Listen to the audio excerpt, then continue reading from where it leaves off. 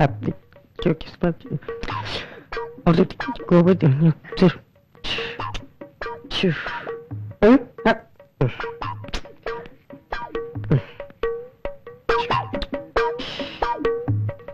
മണിയായി.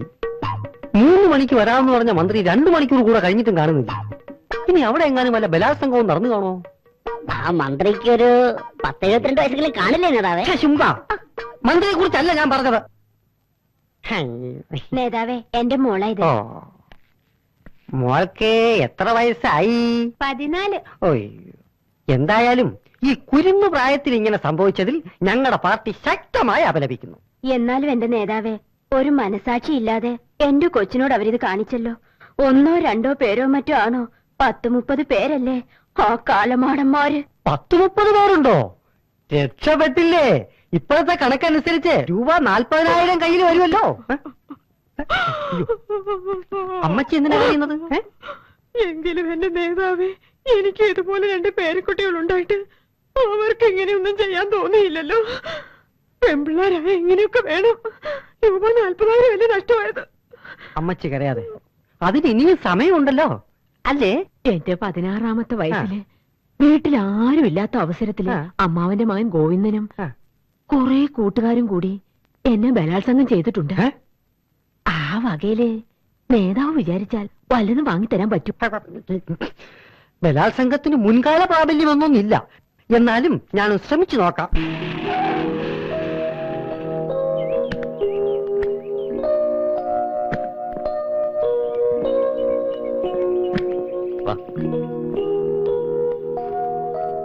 ചേട്ടാ ചായ. അമ്മയെ നമുക്ക് വേറെ ആരെങ്കിലും ഡോക്ടറെ കാണിക്കാം. നല്ല പനിയുണ്ട്. ഏതായാലും 2 ദിവസത്തെ റെസ്റ്റ് എടുക്കാൻ പറഞ്ഞിരിക്കല്ലേ. കുറവില്ലെങ്കിൽ നമുക്ക് വേറെ ഡോക്ടറെ കാണിക്കാം. പാറേക്കാരനെ തോൽപ്പിക്കാൻ ഇവിടെ ആരും വളർന്നിട്ടില്ല. അത് ശരിയാ.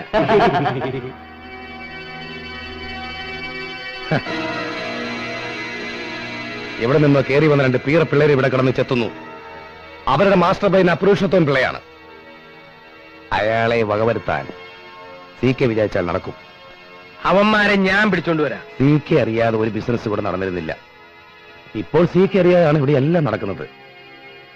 CKക്ക് ആവശ്യമുള്ളത് ഞാൻ തരുന്നില്ലേ? ചിക്കൻ തരുന്നുണ്ട്, റമ്മ് തരുന്നുണ്ട്. പിന്നെന്താ? നഗരത്തിൽ വിൽക്കാതിരിക്കുന്ന ഭൂമി മുഴുവനും നമുക്ക് തന്നെ കിട്ടണം. അതിനുവേണ്ടി CK തന്നെ ഇറങ്ങണം. CK ആരാണെന്ന് അവന്മാരെന്ന് അറിയട്ടെ. നിങ്ങൾക്ക് എന്നെ മനസ്സിലായോ? കഴിഞ്ഞ ആഴ്ച നിങ്ങളുടെ വസ്തുവിന് ഞങ്ങൾ അഡ്വാൻസ് തന്നില്ലേ? അതൊക്കെ തിരിച്ചു തന്നേക്കാം. CKയോട് കളി വേണ്ട. നിന്റെയൊക്കെ വീട്ടിൽ വന്നിട്ടും കണ്ടില്ല. നിങ്ങളുടെ അഡ്വാൻസ് തിരിച്ചു തന്നേക്കാം. കരാറിൽ ഒപ്പ് വെച്ചിട്ടൊന്നുമില്ലല്ലോ. പറഞ്ഞ വിലക്ക് വസ്തു വയ്ക്കാൻ പറ്റില്ല. CK അഡ്വാൻസ് തന്നത് തിരിച്ചു വാങ്ങാനല്ല. നീയൊക്കെ പുരുഷോത്തമന്റെ ആൾക്കാർക്ക് വസ്തു കൊടുക്കുന്നു. എനിക്ക് പെണ്ണേ, കിടന്ന് കീറണ്ട. കുറെ ബെഞ്ചും ഡെസ്കും നിരത്തി വെച്ച് കുറെ പെണ്ണുങ്ങളും വെച്ച് നാട്ടുകാരുടെ വസ്തു മുഴുവൻ തട്ടിയെടുക്കാൻ മോഹിക്കുന്നവർ ആരെങ്കിലും ഉണ്ടെങ്കിൽ ഇങ്ങനെ ഇറങ്ങി വാടാ. വെക്കിഴേ അവിടെ.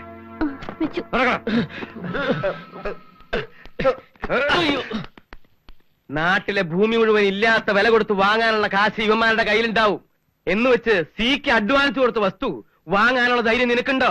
എങ്കിൽ എനിക്കത് അറിയണം. പുരുഷോത്തമുള്ള ബലം പ്രയോഗിച്ചും വരട്ടിയും ആരുടെ ഒന്നും വാങ്ങാൻ ശ്രമിച്ചിട്ടില്ല. എങ്കിൽ പിന്നെ വിൽസൺ പാറയക്കാരന്റെ കയ്യിൽ നിന്ന് അഡ്വാൻസ് വാങ്ങിയിട്ട് ഇവന്മാരെന്തിനാ ഇവിടെ കയറി ഇറങ്ങുന്നതെന്ന് എനിക്കറിയണം. ഇനിയെങ്കിലും ഈ പണിയൊന്ന് നിർത്തിക്കൂടെ?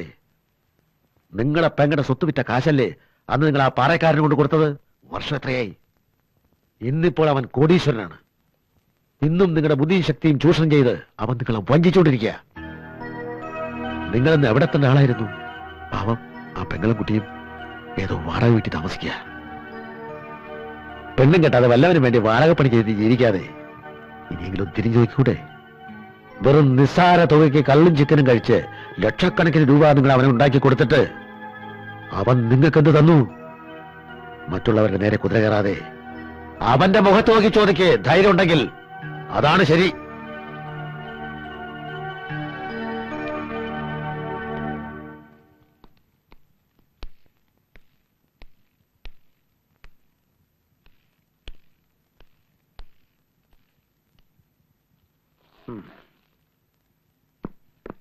എടാ പാറക്കാരാ,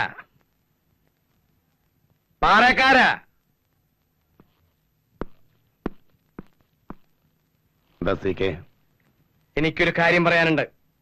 എന്താ പ്രത്യേകിച്ചൊരു കാര്യം? എന്റെ കയ്യിൽ നിന്ന് വാങ്ങിച്ച കാശിന് തന്നേക്ക്.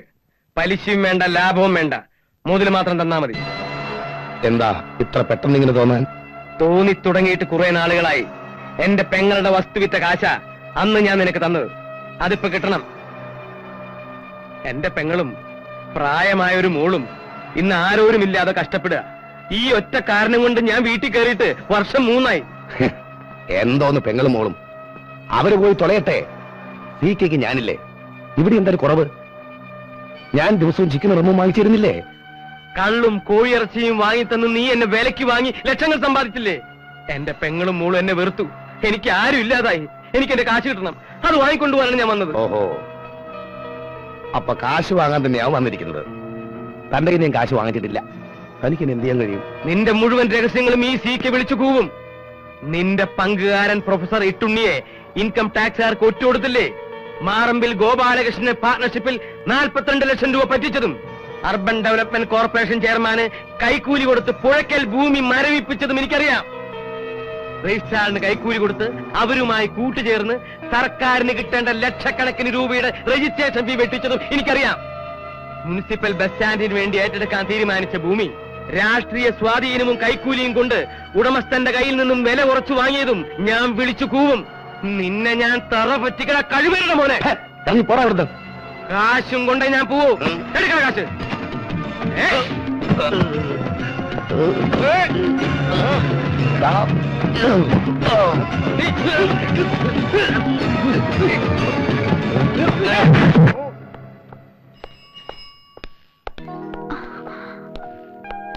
അമ്മാവാ, മോളെ,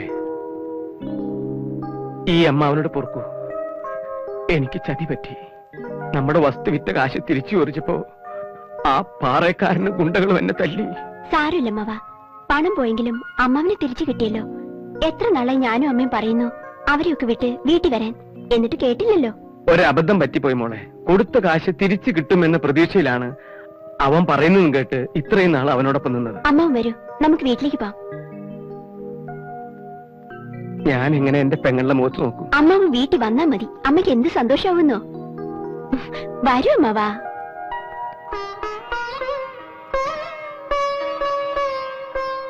കാശും സ്വത്തൊക്കെ പോയെങ്കിലും എനിക്ക് എന്റെ ഏട്ടനെ തിരിച്ചു കിട്ടിയല്ലോ. ആരോരുമില്ലാതെ ഞാനും എന്റെ മോളും എങ്ങനെ കഴിഞ്ഞു കൂടുന്നെന്ന് ദൈവത്തിന് മാത്രമേ അറിയൂ. തെറ്റ് പറ്റിപ്പോയി പെങ്ങളെ. എല്ലാം ചെയ്തത് നിങ്ങൾക്ക് വേണ്ടിയായിരുന്നു. എന്റെ ഗായത്രിയെ നല്ലൊരാളുടെ കൂടെ നല്ല നിലയിൽ പറഞ്ഞയക്കണമെന്ന് എനിക്കുണ്ടായിരുന്നു. അതിനു വേണ്ടിയാണ് എല്ലാം ചെയ്തത്. എന്നിട്ട് കയ്യിലുണ്ടായിരുന്നതും നഷ്ടമായി.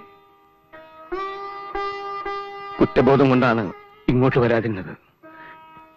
ഇനിയുള്ള കാലം എന്റെ പെങ്ങളെയും മോളെയും നോക്കി എനിക്ക് ജീവിക്കണം.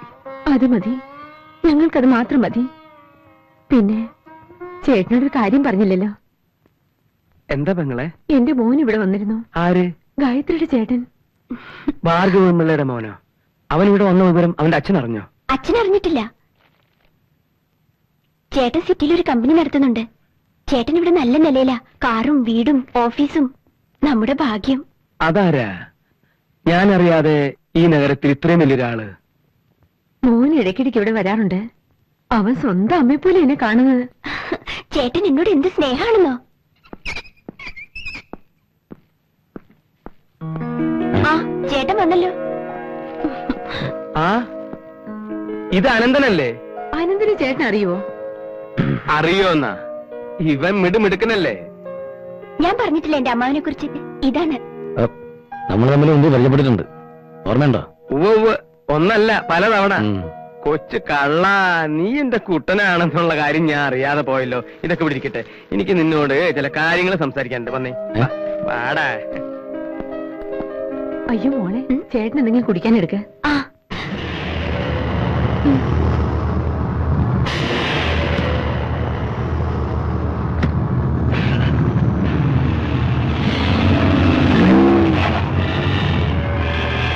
മണ്ണാർക്കാട്ടിൽ കൂട്ടബലാത്സംഗം. 16 പ്രതികൾ ഒളിവിൽ. മുഖ്യപ്രതി പ്രമുഖ രാഷ്ട്രീയ നേതാവിന്റെ വീട്ടിൽ അഭയം പ്രാപിച്ചിരിക്കുന്നു. എന്റെ പേര് വല്ലതും ആണോടാ അവർ ഉദ്ദേശിക്കുന്നത്? അത് പിന്നെ നാട്ടിൽ മൊത്തം പാട്ടല്ലേ. മെയ്വേലിത്തറ ഉണ്ട് എന്നുള്ള ഒരൊറ്റ ധൈര്യത്തിലാണ് ഇവിടെ കൂട്ടബലാത്സംഗം പെരുകുന്നത് എന്നൊരു സംസാരം നാട്ടിൽ പ്രചരിച്ചിട്ടുണ്ട്. അത് നമ്മുടെ പൊളിറ്റിക്കൽ ഇമേജിനെ ബാധിക്കുമല്ലോ പുഴു. അല്ല പഴു, അതിനൊരു രാഷ്ട്രീയ തന്ത്രം ഉപയോഗിക്കാം. അതെന്താണ് നേതാവേ? നമ്മുടെ പാർട്ടിയുടെ മഹിളാ സംഘടന നാളെ ഒരു കൂട്ടോർമ്മ സംഘടിപ്പിക്കണം. ഞാനത് ഉദ്ഘാടനം ചെയ്യുന്നു. ഇന്ന് തന്നെ നഗരത്തിലെമ്പാടും പോസ്റ്റർ നിരന്നിരിക്കണം. അപ്പോ അതിനുവേണ്ടിയുള്ള പണത്തിന് തുടങ്ങണ്ടേ നേതാവേ? അത് തന്നെയാണല്ലോ ആദ്യത്തെ പരിപാടി. Hello, Mezhuvelithara speaking.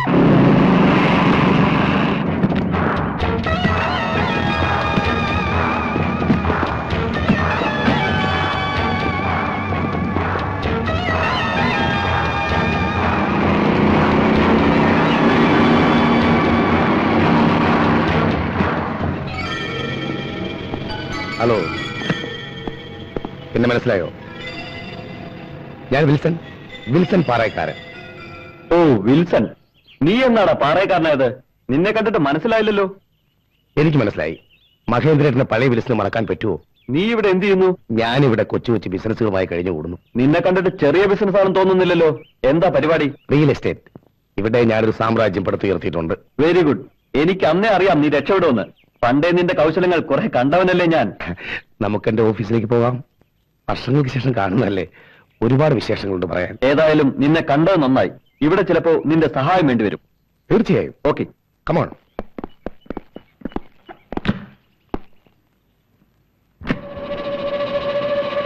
ഈ പെൺകുട്ടിയെ നഗരത്തിൽ എവിടെങ്കിലും വെച്ച് കണ്ടായി ഓർക്കുന്നു? ഇല്ല, മനസ്സിൽ ഇങ്ങനെ രൂപം ഓർമ്മ വരുന്നതേയില്ല. ഇവളെ തേടി ഞാൻ അലയാൻ തുടങ്ങിയിട്ട് ദിവസങ്ങളേറെയായി. ഇതുവരെ കണ്ടെത്താൻ കഴിഞ്ഞില്ല. ഈ നഗരത്തിൽ എവിടെയോ അവളുണ്ടെന്ന് എനിക്ക് ബലമായ സംശയമുണ്ട്. ഇവളെ എനിക്ക് വേണം, ജീവനോടെ. അതിന് നിന്റെ സഹായം എനിക്ക് ആവശ്യമാണ്. ഈ നഗരത്തിന്റെ ഏത് കോണിൽ ഒളിച്ചിരുന്നാലും ഇവളെ ഞാൻ പൊക്കിക്കൊണ്ടുവരും. ഈ വിൽസൺ പാറയക്കാരന് മഹേന്ദ്രനോട് മറക്കാനാകാത്ത കടപ്പാടുണ്ട്. നാളിന് ശേഷം കണ്ടുമുട്ടുന്നതല്ലേ, നമുക്കൊന്ന് ആഘോഷിക്കണ്ടേ? ആഘോഷിക്കണം വിൽസൺ. ഈ പെൺകുട്ടിയെ കണ്ടെത്തി എന്നെ ഏൽപ്പിക്കുന്ന ദിവസം നമ്മൾ ആഘോഷിക്കും. മതിമറന്ന് ആഘോഷിക്കും. തീർച്ചയായും. Bye by.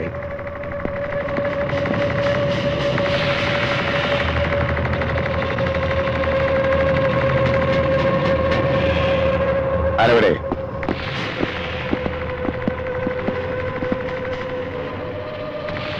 ഇവളെ ഓർമ്മയിൽ വെക്കണം. എവിടെ വെച്ച് കണ്ടാലും അപ്പോ എന്റെ അരികിൽ എത്തിക്കണം.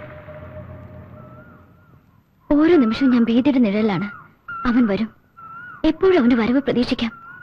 അതിനെക്കുറിച്ച് ഓർക്കുമ്പോ അതിനെക്കുറിച്ചൊന്നും ഇപ്പൊ ഓർക്കണ്ട. ഞാനില്ലേ മൈക്ക്. അത് മാത്രമാണ് എന്റെ ആശ്വാസം. നമ്മുടെ ഈ അടുപ്പം എത്രയും വേഗം അപ്പുവിനെ അറിയിക്കണം. അല്ലെങ്കിൽ അപ്പു എന്നോട് വല്ലാതെ അടുപ്പം കാണിക്കുന്നു. ഇപ്പൊ തന്നെ നിങ്ങൾ തമ്മിൽ വളരെ അകന്നിട്ടുണ്ട്. നമ്മൾ വിവാഹിതരാകാൻ പോകുന്ന വിവരം അവൻ അറിയുമ്പോ അതൊരു ഷോക്കായിരിക്കും. അല്ലെങ്കിൽ ഇപ്പൊ അവനൊരു ഷോക്ക് ആവശ്യമാണ്. എന്തായാലും ഈ ഒരു ഇന്നലെ ഞാനോട് പറയാം. എന്താ പോരെ? എന്താണോ?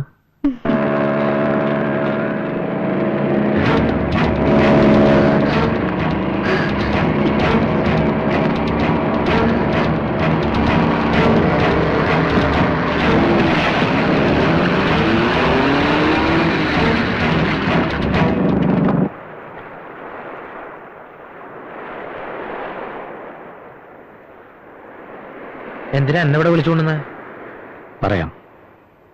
കുറച്ച് ദിവസമായി ഞാനത് നിന്നോട് പറയണമെന്ന് വിചാരിച്ചിട്ട്. ഞാൻ ഇതുവരെ ഒന്നും നിന്നെ മറക്കാൻ ശ്രമിച്ചിട്ടില്ല. നിനക്കറിയാലോ, എൻ്റെ അച്ഛന് മറ്റൊരു സ്ത്രീയിലെ ഒരു കുട്ടികൾ വരും. ആ സ്ത്രീയും മകളും ഈ നഗരത്തിലുണ്ട്.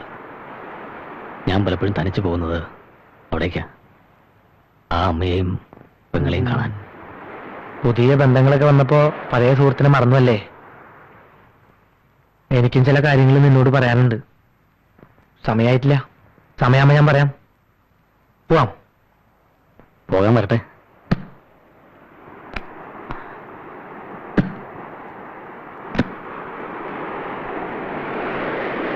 ഞാൻ പറയാമെന്നത് മുഴുവൻ പറഞ്ഞു കഴിഞ്ഞിട്ടില്ല. ഞാൻ കല്യാണം കഴിക്കാൻ തീരുമാനിച്ചു.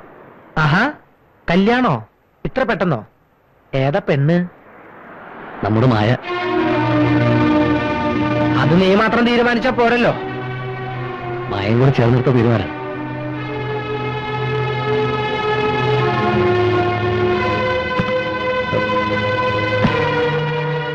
എന്താ നിന്റെ ഉദ്ദേശം? എന്താ ഇപ്പൊ ഇങ്ങനെ ചോദിക്കാൻ?